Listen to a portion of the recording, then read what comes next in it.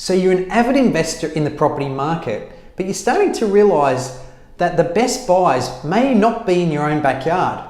If you need to be investing interstate, then keep watching the next video because it's got some great tips for you.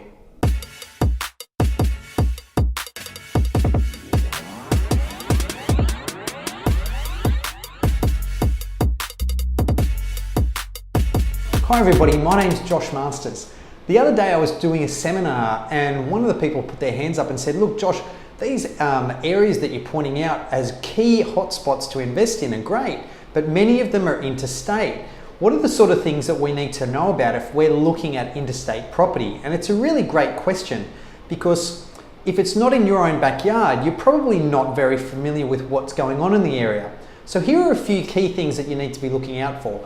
First of all, you need to dive right into the data and find out all the sort of things around this suburb like vacancy rates, social housing. Are there any flight paths in the area? What are the crime rates like? These are sort of the key things that we look for when we're looking at interstate property, on top of things like, is it a good area that's going to get a lot of growth? And is there any supply in the area that's coming in that's going to really affect that?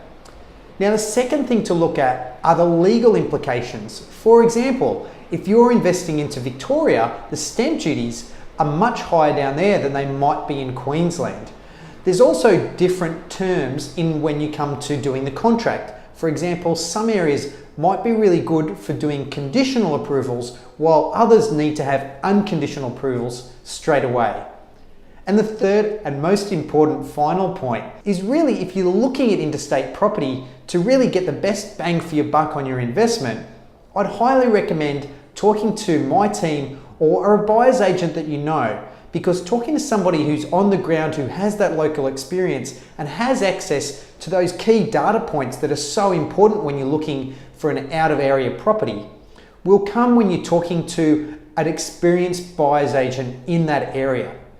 So if you are looking to invest in the market that might be outside your area and not in the area that you know specifically where you live, and it's interstate, make sure you're tapping into those three key data points, ensure that you're looking at the legal ramifications, and make sure you get some professional help along the way. You've been listening to me, Josh Masters, at On the Ladder.